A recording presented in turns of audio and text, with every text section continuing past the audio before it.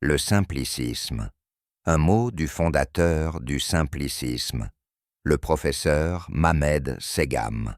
Avant d'entrer dans ce message, permets-moi de te demander simplement quelques minutes seulement, sur une vie qui peut durer 60, 70 ans, parfois plus, parfois moins. Quelques minutes sur toute une existence, ce n'est presque rien. Et pourtant, ces quelques minutes peuvent orienter toute une vie, et même ce qui vient après. Ce message s'inscrit dans le cadre du simplicisme, une doctrine philosophique et théologique que j'ai élaborée et développée, et à laquelle j'ai consacré un ouvrage publié en 2025 sur Amazon. Le simplicisme tend à révéler la simplicité des réponses face à des questions que l'esprit humain considère souvent comme complexes. Je ne te demande pas d'adhérer, je ne te demande pas de croire, je ne te demande même pas d'être d'accord. Je te demande seulement d'écouter jusqu'au bout et, si tu le peux, de prendre le temps de découvrir l'ensemble des épisodes consacrés au simplicisme. Ensuite, tu resteras parfaitement libre, libre de ta décision, libre de ton choix. Mais permets-moi de te dire une chose essentielle. La plus grande décision dans la vie d'un être humain n'est ni professionnelle, ni matérielle, ni sociale. La décision la plus importante est celle qui consiste à répondre à deux questions fondamentales. Pourquoi vivons-nous? Et lorsque nous mourrons, où irons-nous? Ces questions nous concernent tous. Elles dépassent les cultures, les époques et les appartenances. Elles nous concernent parce que nous sommes des êtres doués de raison, de conscience et de sens, des êtres vivants, placés au cœur de l'univers, inévitablement interrogés par l'existence elle-même. Le simplicisme tel que je l'ai élaboré n'impose pas de réponse. Il ne contraint pas, il ne force pas l'adhésion. Il propose une réflexion claire, simple et essentielle sur le sens de la vie, sur la réalité de la mort et sur ce qui vient après. Si tu acceptes de consacrer quelques minutes à cette écoute, avec attention et honnêteté, alors avançons ensemble. Épisode 1. Le simplicisme. Un appel à l'unité spirituelle.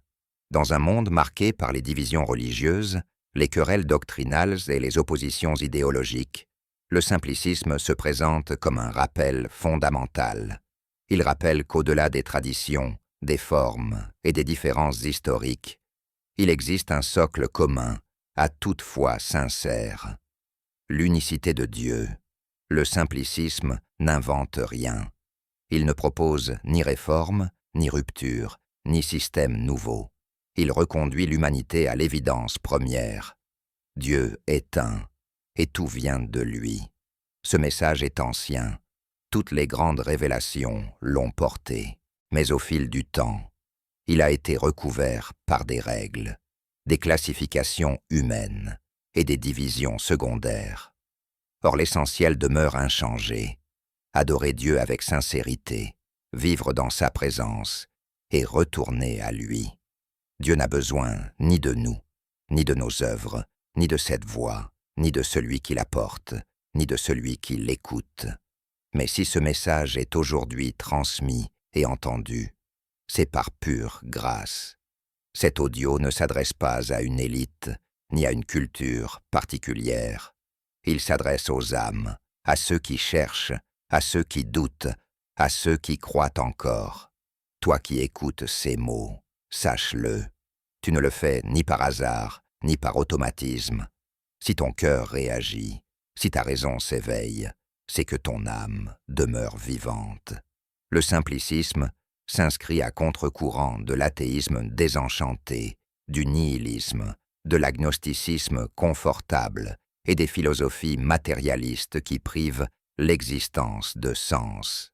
L'homme moderne rejette souvent la religion au nom de la raison, mais se retrouve face à un vide plus grand encore, l'absence de finalité. Le simplicisme ne menace pas, Il n'effraie pas, il apaise. Il parle de retour, de pardon, de cohérence intérieure. Il rappelle une vérité simple. L'âme humaine est faite pour Dieu. Le simplicisme affirme que les peuples du monde doivent s'unir autour d'un seul pilier fondamental, l'unicité de Dieu. Les autres cadres religieux ne sont là que pour préserver cette vérité dans le temps.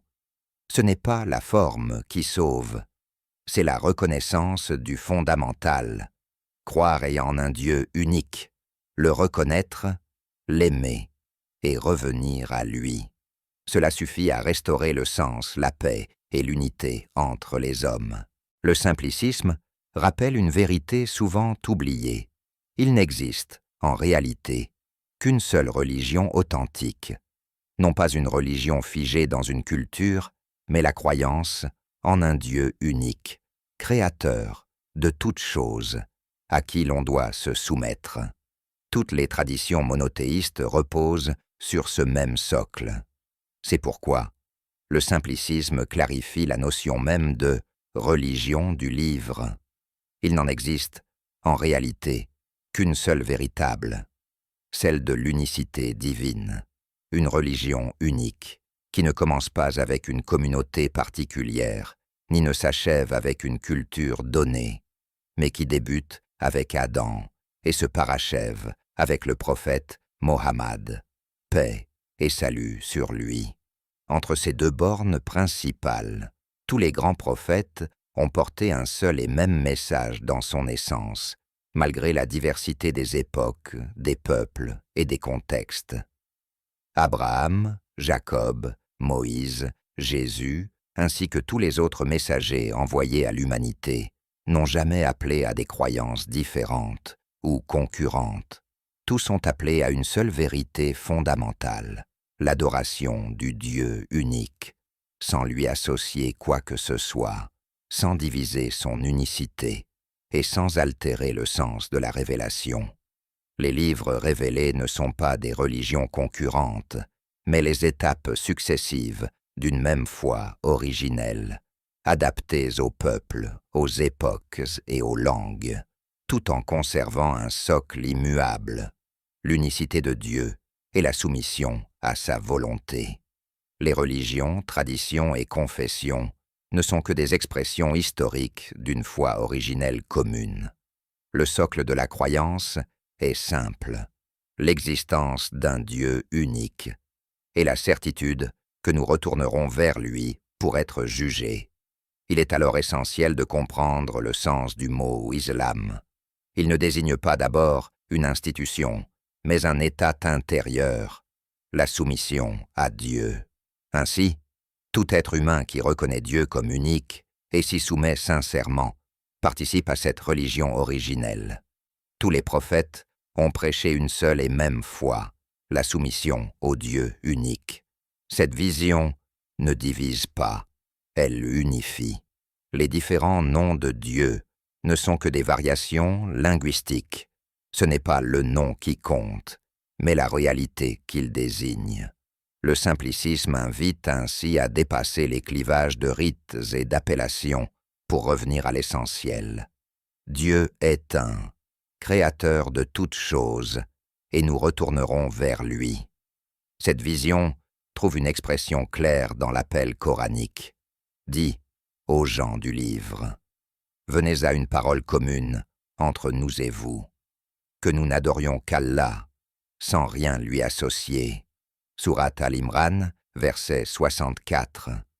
Croire que nous avons été créés par Dieu et que nous retournerons vers lui. Telle est la voie simpliciste. Elle oppose au vide et à la dispersion une clarté essentielle. L'existence a une origine, un sens et un retour. Cet audio transmet un message simple. Tu n'es pas né par hasard. Tu vis pour être éprouvé. Tu mourras. Et tu retourneras vers celui qui t'a créé. Si une seule âme entend ces paroles et s'en trouve éclairée, alors ce message aura atteint son but.